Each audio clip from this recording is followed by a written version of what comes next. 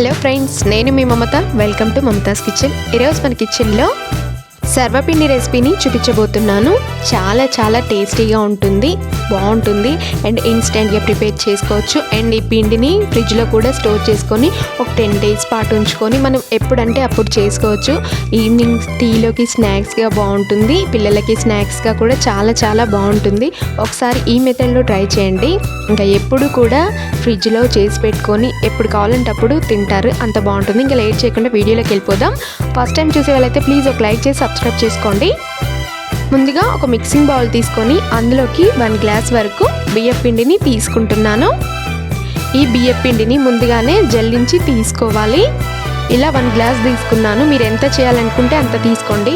ఇప్పుడు ఒక mixie jar తీసుకొని అందులోకి మనకి కారానికి తగ్గట్టుగా పచ్చిమిర్చిని ఇలా చించి వేసుకోవాలి. చీల్చి నేనైతే ఒక 8 నుంచి 9 వరకు పచ్చిమిర్చిని ఈ విధంగా మధ్యలో కట్ చేసి వేసుకుంటున్నాను. ఇప్పుడు మీడియం సైజు ఉల్లిపాయను తీసుకొని ఈ విధంగా పీసెస్ లాగా కట్ చేసుకొని యాడ్ చేసుకోండి. ఇప్పుడు ఇందులోకి 2 tablespoon వరకు జీలకర్రని యాడ్ చేసుకోవాలి. అలాగే రుచికి తగ్గట్టుగా సాల్ట్ని యాడ్ చేసుకోవాలి. ఇప్పుడు దీన్నంతా కూడా పేస్ట్ లాగా పట్టుకోవాలి. నెరి మెత్తగా కాకుండా ఈ విధంగా కొంచెం బరకగా పట్టుకోవాలి. ఇలా మనం తింటుంటే కొంచెం తగులుతూ ఉంటే చాలా బాగుంటుంది. ఇప్పుడు మన బియ్యపిండి కలిపెట్టుకున్నాం కదా, ఈ బియ్యపిండిలోకి మనం గ్రైండ్ చేసి పెట్టుకున్న పచ్చిమిర్చి పేస్ట్ను యాడ్ చేసుకోవాలి. కావాలంటే దీన్ని రోట్లో కూడా దంచి చేసుకోవచ్చు, ఇంకా చాలా బాగుంటుంది. దీంతో పాటే కరివేపాకు కూడా దంచాలి. ఇన్ కేస్ రోట్లో కనుక దంచితే మనం మిక్సీలో పట్టుకున్నాం కాబట్టి దీని వరకే వేసాము. ఇప్పుడు దీంట్లోకి ఒక 1/2 glass వాటర్ తీసుకొని కొద్దిగా వేసుకుంటూ మనం మెత్తగా పిండిలాగా కలుపుకోవాలి. చూసారు కదా, ఈ విధంగా మెత్తగా పిండిలాగా కలుపుకొని పెట్టుకొని ఇప్పుడు మనము ఇందులోకి కరివేపాకుని యాడ్ చేసుకుందాం.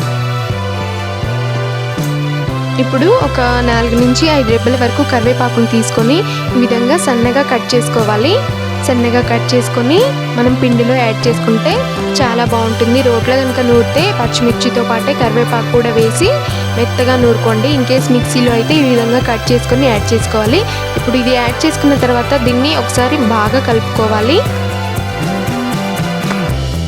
ఇప్పుడు మనం ఇలా పల్చటి కళాయిని కానీ రాతండి కళాయి కానీ ఎలా అయినా కళాయి కానీ విధంగా తీసుకోవాలి. ఇప్పుడు దీంట్లోకి 1.5 tablespoon వరకు ఆయిల్ని వేసుకోవాలి. ఇలా వేసుకున్న ఆయిల్ అంతా కూడా ఈ విధంగా గిన్నెకంతా కూడా చేత్తో అప్లై చేయాలి. ఇన్ కేస్ మీరు ఆయిల్ రాయడం కనుక మర్చిపోయారంటే అప్ప అనేది అస్సలు రాదండి. సో ఆయిల్ మర్చిపోకుండా రాయండి. ఇలా ఆయిల్ అంతా కూడా అప్లై చేసిన తర్వాత కొద్దిగా పిండిని తీసుకొని ఈ విధంగా అప్పలాగా బాగా అతికించుకోవాలి. వీలైనంత పల్చగా చేసుకోవాలి.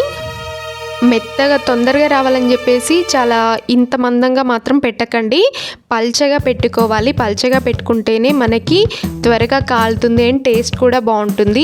మీరు అది అప్ప రాదని చెప్పేసి మందంగా పెట్టారనుకోండి, 1 side కాలుతుంది, 1 side కాలదు అండ్ టేస్ట్ కూడా అస్సలు బాగోదు.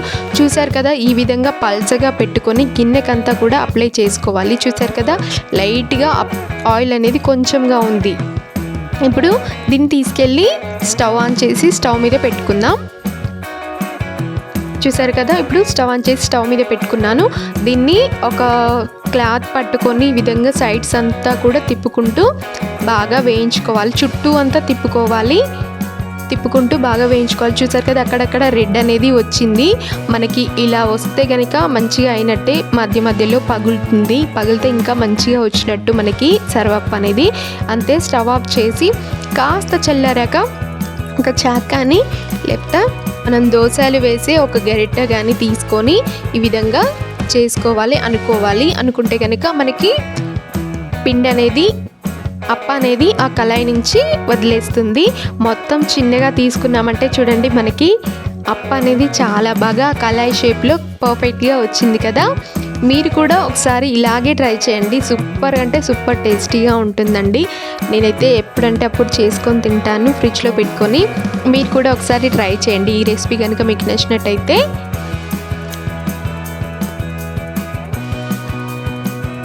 తప్పకుండా ట్రై చేస్తారు కదా, ఒకసారి ట్రై చేసి అండ్ వీడియో ఎలా వచ్చిందో కామెంట్ సెక్షన్లో కామెంట్ చేయండి.